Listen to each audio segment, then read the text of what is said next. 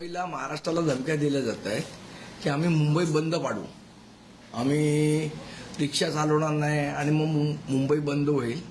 मला असं वाटतं हे जे धमकी देणारे भैये आहेत यांना मराठी माणसांनी धडा शिकवायची ही योग्य वेळ आहे. ह्यांना हे दाखवून द्यायला लागेल की तुम्ही म्हणजे मुंबई नाही, तुम्ही म्हणजे महाराष्ट्र नाही. इथे राहणारा मराठी माणूस म्हणजेच मुंबई आणि इथे राहणारा मराठी माणूस म्हणजेच महाराष्ट्र. आणि महाराष्ट्र आणि मुंबई यांना वेठीस कोणीही बाहेरचा भैया धरू शकत नाही. मराठी वाहन चालकांची अशी पण मागणी आहे की 1 मे पासून जी मराठी संवाद अनिवार्य केलं आहे त्याला मुदतवाढ मिळावी किंवा अगोदर माहिती द्यावी, पूर्वसूचना दिली असती तर आम्ही योग्य प्रकारे. हा कायदा 2012 पासून आहे. एवढे दिवस का झोपले होते?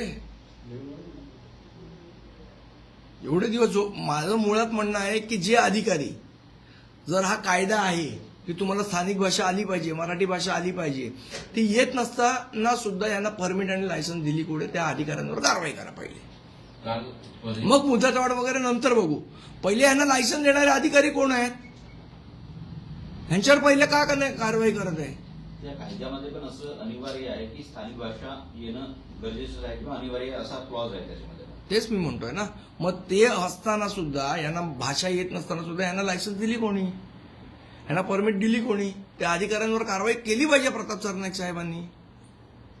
भाईंदरमध्ये काल एक राडा बघायला मिळाला होता. गुणरत्न सदावर्ते त्या ठिकाणी मराठी माणसांच्या समर्थनात केले होते. तुम्हाला एक सांगू का, माझ्या आईने लहानपणी मला शिकवलंय की कुत्रा आपल्यावर मुंकला म्हणून आपण कुत्र्यावर मुंकायचं नसतं. परिवहन विभागाची बैठक झाली, त्यामध्ये मराठी साहित्यिकांचं असं म्हणणं आहे किमान 10-12 तरी शब्द हे रिक्षा चालकांना येणं गरजेचं आहे, अशा प्रकारचं. 10-12 शब्द कशाला? भाषा येणं गरजेचं आहे. फालतूचे लाड नाही 10-12 शब्द वगैरे. काल परिवहन मंत्र्यांनी जी साहित्यिकांची बैठक घेतली त्यानंतर त्या साहित्यिकांना माझं सांगणं आहे की 10-12 शब्द वगैरे नाही, पूर्ण भाषा येणं गरजेचं आहे. त्यांचं म्हणणं असं होतं की एक नोट अशा प्रकारे तयार केली जाईल की 10 वाक्य त्याच्यामध्ये असतील, कुठं चालला, कशाला हे, कशाला, आणि त्यांना प्रशिक्षण देऊ. कशाला भाषा यायला काय? तुम्ही इथे महाराष्ट्रात राहता, इथे धंदा करता, इथे पोट भरतात, इथली भाषा शिकायला काय 10-12 शब्द शिकायला आहेत काय? ते युपी मधनच शिकून या. जर इथे पोट भरायचं आहे ना तर उत्तर प्रदेशमध्ये मराठी कंपल्सरी करा. खरं तर मला असं प्रामाणिकपणे वाटतं की महाराष्ट्र असेल, कर्नाटक असेल, तामिळनाडू असेल, आंध्र असेल, ह्या ज्या दक्षिणेतली राज्य आहेत, या राज्यांना एकमेकांना केंद्र सरकार नेहमी लढवत असतं, जसं बेळगाव सीमावाद हे ते. पण मुळात या सगळ्या राज्यांनी एकत्र येणं गरजेचं आहे आणि उत्तरेतलं आक्रमण रोखणं गरजेचं आहे, जे हिंदी भाषिकांचं होत आहे. ही आजच्या काळाची खरी गरज आहे. आपापसातले वाद विसरून या सगळ्या राज्यांनी एकत्र येऊन हे उत्तरेतलं आक्रमण रोखावं लागेल, नाहीतर इथल्या ज्या स्थानिक भाषा आहेत यांच्यासाठी धोका निर्माण होण्याची ही वेळ जवळ आलेली आहे. एकीकडे प्रताप सरनाईकांनी हा की कुठेतरी सक्ती करण्याविषयी ते आक्रमक झालेले पाहायला मिळते, पण दुसरीकडे त्यांचे पक्षातले संजय निरुपम याला कुठेतरी विरोध करतायत शिवसेनेतून. हे करणं योग्य राहणार नाही अशा प्रकारचं वक्तव्य त्यांनी केलं. संजय निरुपम हा अतिशय एक टुकार माणूस आहे, त्यामुळे त्याच्यावर बोलावं एवढी त्यांचं काही नाहीये. एक नंबरचा टुकार माणूस आहे. पण आणि एवढं करून भैया लोक त्याला मतदान करत नाहीत ते नाहीच. काही संघटना देखील, शशांकराव यांची संघटना आहे, त्या देखील या.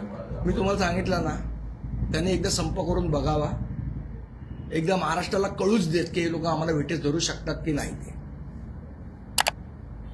एकदा काय तर तुमची न्यूसेन्स व्हॅल्यू असेल तर ती 4 तारखेला दाखवा. आम्हाला पण बघायचीच आहे काय तुमची न्यूसेन्स व्हॅल्यू आणि तुम्ही कशी मुंबई बंद करता. खरं तर ज्या पद्धतीने सुरतवरनं या लोकांना परत पाठवलं ना, त्याच पद्धतीने महाराष्ट्रात आणि मुंबईतनं परत पाठवण्याची वेळ आली आहे.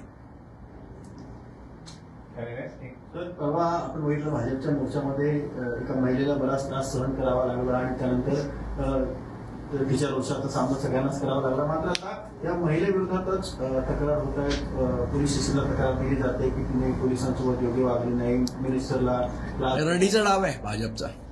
दुसरीकडे आणि नारी शक्ती बिल आणताय ना, त्या नारीचा संतापाचा सहन तर करायची का जर तुमच्या चुका झाल्यात तर?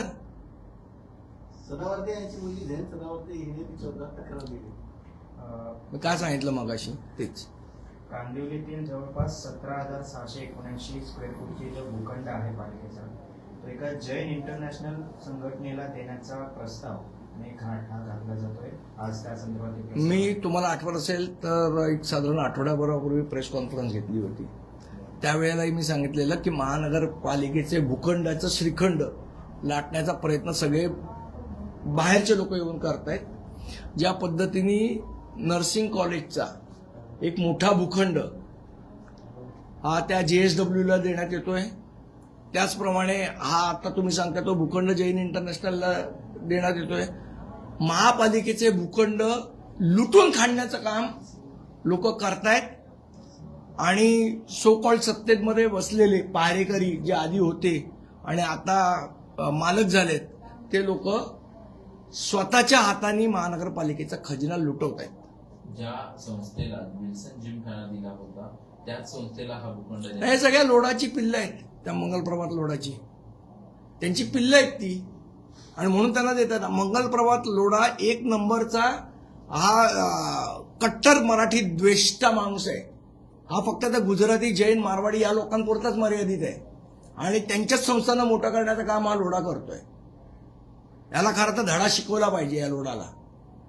ज्या मुंबईने तुला एवढं मोठा केलं, ज्या मुंबईमध्ये तू एवढे पैसे कमवलेस टॉवर, त्यात तिथे तू मराठी माणसांना डावलण्याचा प्रयत्न करतोयस आणि जैन लोकांची संघटना आणि हे एवढ्या पुरताच मर्यादित आहे. हा एक नंबरचा मराठी द्वेष्टा माणूस आहे मंगलप्रभात लोढा. केईएमचं नाव कौशल्य एकलव्य करा अशी मागणी मंगलप्रभात लोढांनी. मी सांगितलं ना, डोक्यावर पडलेला माणूस आहे. एकलव्य, कौशल्य आणि KM हॉस्पिटल काही जुळतंय का? फक्त KEM हे नाव ठेवायचं म्हणून हे नाव ठेवलंय. बाकी कौशल्याचा काय संबंध आणि एकलव्याचा काय संबंध? नावच बदलायचं ना. तर आमच्या मनोज चव्हाण यांनी प्रस्ताव दिलाय तिथे. ज्या पहिल्या मराठी डॉक्टर होत्या अनंतीबाई जोशी, त्यांचं नाव द्या KM हॉस्पिटलला. काय डोक्यावर पडलेल्या लोकांना मला मंत्री केलं भाजपने, मला काय कळत नाही. आणि सगळे मराठी द्वेष्टे. तर नाशिक प्रमाणे मुंबईत देखील कॉर्पोरेट जिहादचं प्रकरण समोर येत आहे. मला असं वाटतं या पूर्ण प्रकरणाचा तपास चालू आहे. जेव्हा हे तपास पूर्ण होईल तेव्हा निश्चितपणे याच्यावर आम्ही बोलू. अटक देखील केलेली आहे त्या मुलाला आणि त्याचं असं म्हणणं समोर येत आहे की आजकाल हिंदू मुली ह्या मुस्लिम मुला. बघा, हा प्रकरणाचा तपास चालू आहे, याच्यावर बोल. पण मुळात जे आहे, आज जी परिस्थिती मुंबईमध्ये आहे, ज्या प्रकारे मुंबईला ड्रग्सचा विळखा पडलेला आहे. काल मला असं वाटतं स्वतः आयुक्त साहेब म्हणाले की कोणाला स्पेअर करणार नाही, पण स्पेअर करण्याचं काम चालू आहे. कदाचित देवेंद्र भारती साहेबांना माहीत नसेल, अजूनपर्यंत आयोजकाला चौकशीलाही तुम्ही बोलवलं नाही आणि आयुक्त साहेब सांगतात की आम्ही वरपासून खालपर्यंत सगळ्यांना करणार. मग चौकशीला का नाही बोलवत आहे आयोजकांना?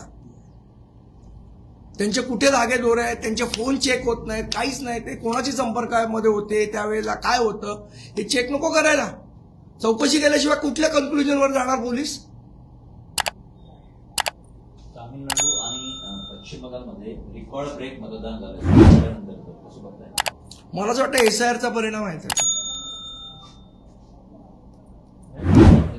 गरजा हिंदुस्तान चॅनलला सबस्क्राईब करा आणि ताज्या घडामोडी जाणून घेण्यासाठी बेल आयकॉनवर प्रेस करा.